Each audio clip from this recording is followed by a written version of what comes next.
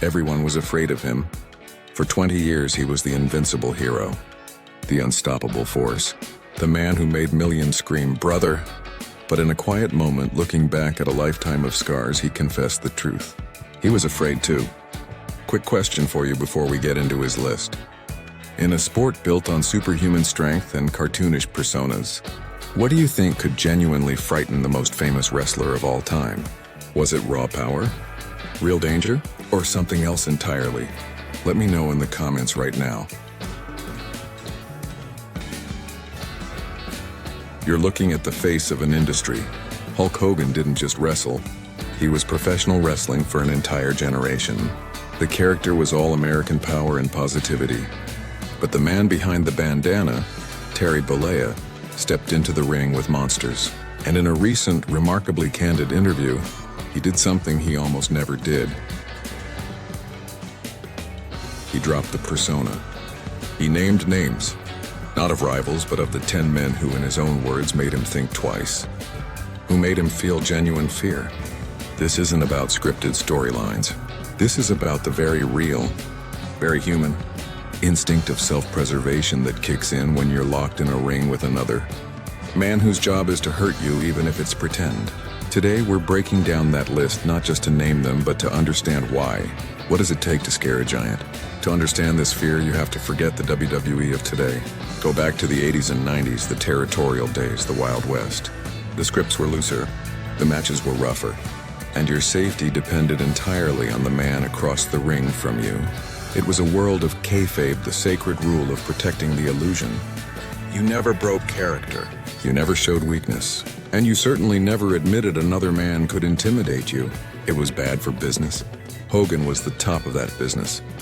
His entire empire was built on being the strongest, the toughest. For him to admit this decades later, it's not a sign of weakness. It's a window into the brutal, unspoken reality behind the glitter and the spandex. This fear wasn't about being scared of losing a match. It was the fear of a career-ending injury, the fear of a shoot fight breaking out, the fear of a man who simply didn't know his own strength. Or worse, knew it perfectly and didn't care. So let's go through the list. And we'll start with the most obvious, yet deepest kind of fear, the fear of the unknown. Number 1, the ultimate warrior. Hogan said it plainly, you never knew what he was going to do. His energy wasn't just intense, it was chaotic and unpredictable. In a business where timing is everything, a partner who operates on a different wavelength isn't just difficult, he's dangerous.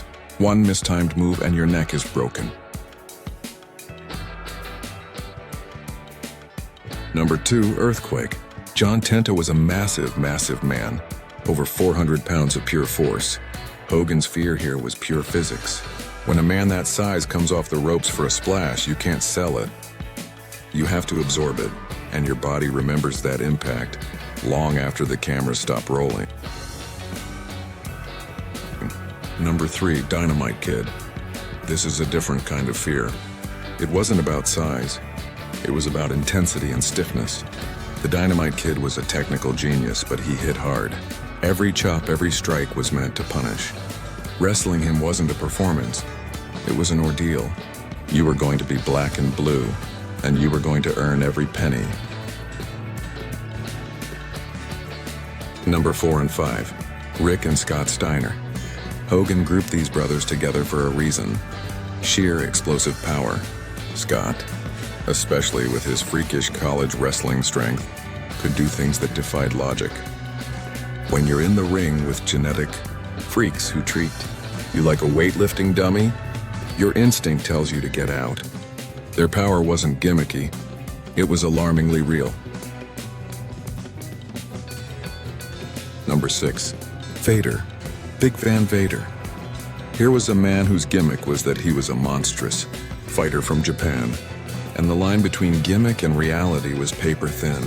Vader was notoriously stiff, incredibly strong, and had a legitimate background as a destructive force. Hogan knew a match with Vader wasn't just a show, it was a physical negotiation, with a very real potential for pain.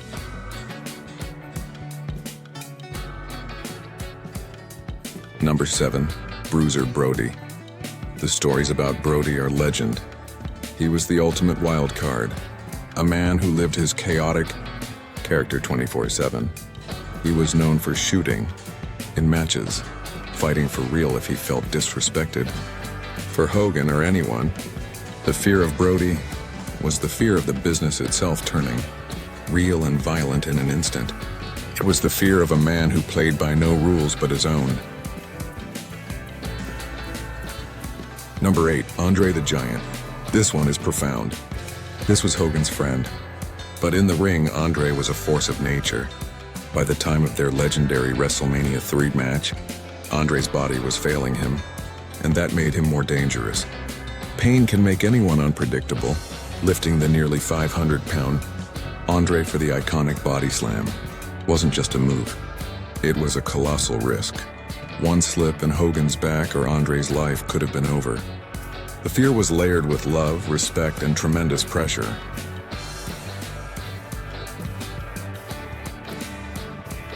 Number 9, Stan Hansen. The Lariat. Hansen's signature clothesline wasn't a performance. It was a weapon. He was another who famously worked stiff, and his wild, reckless style meant he often didn't have full control. To Hogan, facing Hansen meant accepting that you might legitimately get knocked out by a mistimed bull rope or a clothesline thrown with too much mustard. Number 10, Brock Lesnar. The modern entry on this classic list. Hogan's fear of Lesnar is the fear of a new era. It's the fear of a legitimate NCAA champion wrestler and UFC heavyweight champion, who also happens to be a physical specimen unlike any other.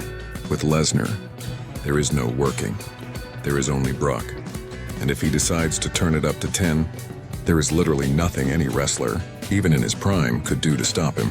It's the fear of authentic, world-class combat athleticism entering your scripted world. So what's the pattern here?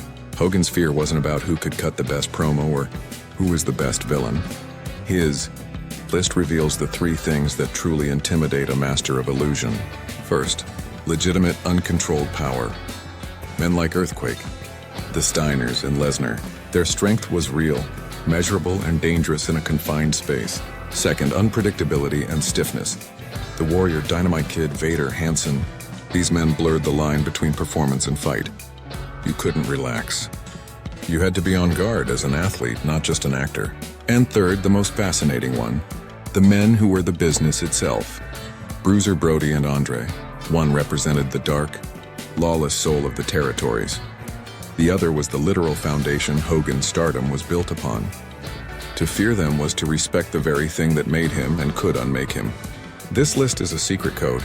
It's Hulk Hogan, the legend, finally pointing to the cracks in the invincible image and saying, "Here, these are the men who made this image hard to keep up." Think about that pressure. For 20 years, you cannot flinch. You cannot show doubt. You have to make millions believe you are impervious to fear, while privately calculating the risk in every handshake, every lockup, every high spot.